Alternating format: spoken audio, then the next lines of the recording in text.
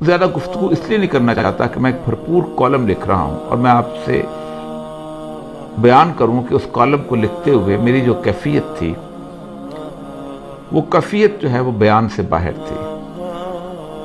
میں کالم پڑھ کے سنا دیتا ہوں اس لیے کہ اس کالم کے بعد میرے پاس کوئی اور لفظ ایسے نہیں بچیں گے کہ میں اس تقریر پر تبصرہ کر سکوں۔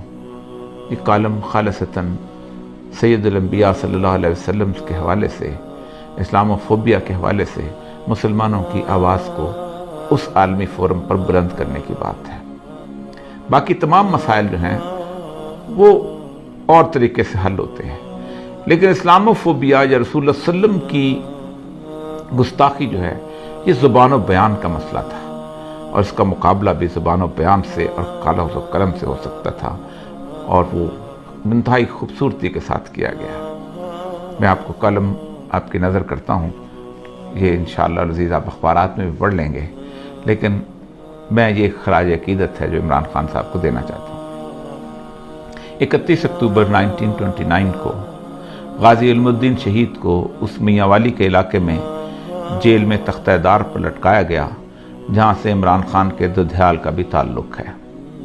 لیکن کس قدر حیرت کی بات ہے کہ اس عاشق رسول کے آباء اجداد میں سے بابا لہنا نے جب اسلام قبول کیا تو اس نے لاہور کے سرحدی علاقے برکی ہڈیارہ میں آ کر ٹھکانہ بنایا۔ یہ وہی برکی ہے جو عمران خان کا ننھیال ہے۔ مجھے کوئی مماثلت نہیں ڈھونڈنی، میں نے تو حیرت میں گم آج سے 90 سال قبل آنکھوں میں آنسو لیے علامہ اقبال کے اس چہرے کو اپنے تصور میں لا رہا ہوں جو غازی علم الدین شہید کو لحد میں اتارتے ہوئے ہچکیوں سے رو رہا تھا۔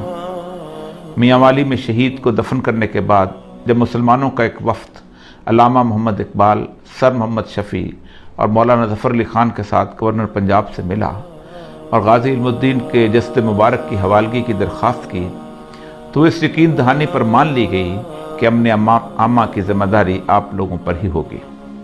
15 دن بعد لاہور کی تاریخ نے ایک خیرہ کن منظر دیکھا۔ غازی علم الدین کا جسد مبارک ایسا تر و تازہ تھا کہ چہرے پر غسل کے پانی کے قطرے چمک رہے تھے، یوں لگتا تھا جیسے ابھی بھی غازی علم الدین شہید وضو کر کے آئے ہوں۔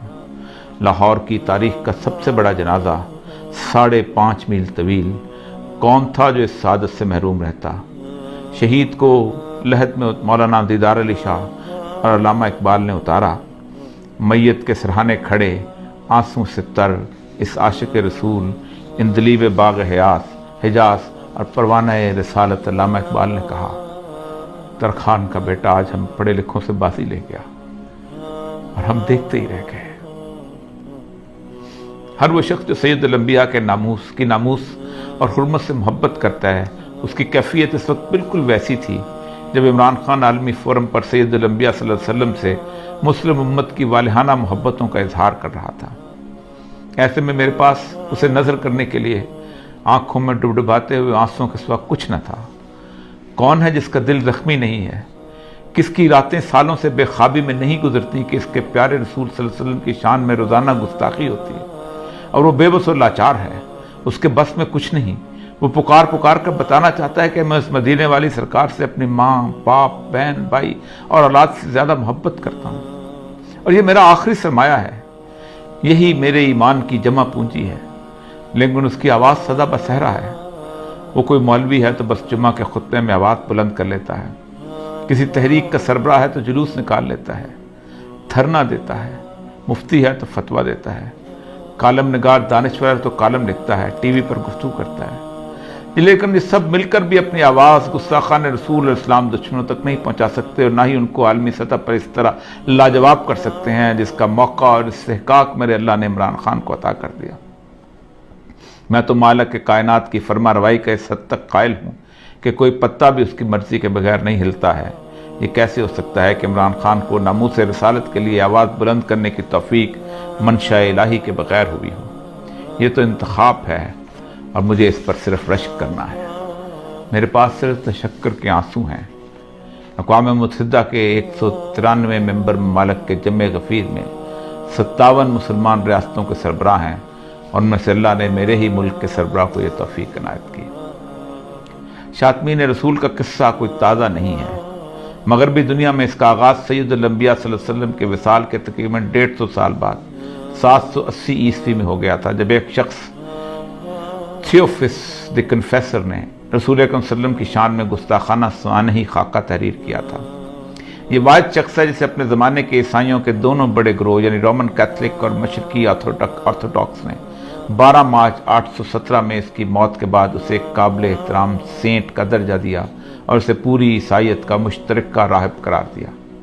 اس ملعون کی موت کے بعد سے آج تک یعنی 1200 سال تک مغربی دنیا کی پوری علمی تاریخ اسلام دشمنی، اسلام فوبیا اور سید الانبیاء صلی اللہ علیہ وسلم کی گستاخیوں سے بھری ہوئی ہے۔ کوئی بڑا مورخ اٹھا لیں، آپ کو اس کی تحریروں میں اسلام اور سید الانبیاء صلی اللہ علیہ وسلم سے نفرت ملے گی۔ یہ نفرت اور تعصب ان کی تحریروں میں اتنا واضح ہے کہ وہ تکلیف دہ حد تک جھوٹ بولنے سے بھی گریز نہیں کرتے۔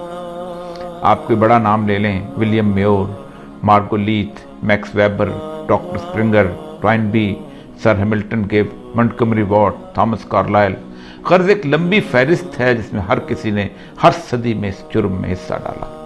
یہ وہ مورخین ہیں جنہوں نے تاریخ میں اتنا جھوٹ بولا ہے اور اس صفائی سے بولا ہے کہ آج مغرب کا ہر بچہ اور میرے ملک کا انگریزی میڈیم تاریخ پڑھنے والا ان 12 سالوں میں لکھے ہوئے اس جھوٹ کو تاریخی ماخذ یعنی ہسٹوریکل سورس سمجھ کر سچ مان لیتا ہے۔ یہ ہے وہ صدیوں پر محیط سازش جس کے خلاف مسلمانوں میں سے محبت رسول کے امین علماء کرام، مفتیان، حکام اور ادیبوں دانشوروں نے ہمیشہ آواز اٹھائی، لیکن یہ تمام آوازیں اس امت کے لوگوں کے لیے تسکین روح کا باعث تو بنتی رہیں لیکن مغرب کے لیے ایک چھوٹا سا واقعہ بھی نہ بن سکیں۔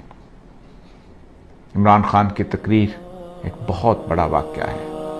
یہ 2 وجوہات کی بنیاد پر زیادہ پر اثر ہے، جادوئی تاثیر رکھتی ہے۔ پہلی وجہ یہ ہے کہ وہ اس مغرب کی تہذیب کا ہیرو رہا ہے۔ اسے یورپ کے نوجوان لڑکے اور لڑکیوں نے دہائیوں تک اپنے دل کا شہزادہ، ہارٹ تھروب بنا رکھا تھا۔ ایسا شخص جب میرے آقا سرکار دو عالم صلی اللہ علیہ وسلم کی ناموس کا پرچم اٹھاتا ہے تو پھر مغرب سوچنے پر مجبور ہو جاتا ہے۔ ان کا یقین ایسی تمام جھوٹی تحریروں پر متزلزل ہو جاتا ہے اور وہ اصل اسلامی ماخذ کی طرف رجوع کرتے ہیں۔ دوسری وجہ یہ ہے کہ ایک بہت بڑے اسلامی ملک اور ایٹمی طاقت کا منتخب وزیر اعظم ہے۔ اس کی آواز پورے عالم میں گونجتی ہے اور وہ بھی ایک عالمی فورم پر، تو پھر وہ صرف عمران خان نہیں بلکہ 22 کروڑ مسلمانوں کا نمائندہ بن جاتا ہے۔ ایسا نمائندہ جسے 1.5 ارب مسلمانوں کی نمائندگی کا حق اور میرے آقا کی ناموس کے تحفظ کا شرف بھی خود بخود حاصل ہو جاتا ہے۔ ایسے مواقع گزشتہ 30 سالوں میں بے نظیر زرداری، مشرف اور نواز شریف کو بھی اپنے دور اقتدار میں ملے تھے، لیکن انہیں یہ سعادت حاصل نہ ہو سکی۔ سلمان رشدی کی واحیات کتاب 1988 میں آئی تو پورا عالم اسلام سراپا اشتعال تھا۔ بے نظیر اس کے خلاف احتجاج کرنے والوں پر گولی چلانے کی فرد جرم لے کر دنیا سے رخصت ہو گئی۔